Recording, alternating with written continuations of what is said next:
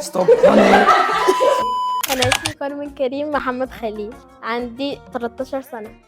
انا كريم محمد خليل جاد. أنا جيت في 2015، كان عندي سنة ونص تقريبا. بنحب نعمل استعراضات في الفرقة بتاعتنا. كارمن دخلت فيها وهي مثلا عمرها حركة 3 سنين تقريبا. أكتر مكان بحبه في المستشفى هو مركز العلاج بالفن، بحبه جدا. يعني كلمة انها بتحبه جدا دي قليلة بصراحة. المكان فعلا نقطة ان هو بيعالج بالفن وبيعالج لو في مزيكا لو في رسم. شابوه بجد للمهتمين بمركز العلاج بالفن، ده حاجة جميلة يعني. وبيحب إن هو يمثل مسرحيات جديدة.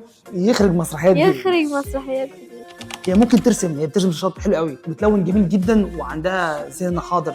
أنا بحب المستشفى قوي، بتخليني مبسوطة قوي. عملوا لك ايه السنة اللي فاتت؟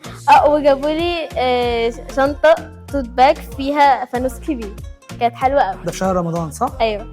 هي كانت فعلا كانت يومية، كانت مبسوطة جدا. أكتر أكلة يعني ايوه ملوخية، وبيحب الفراخ كمان.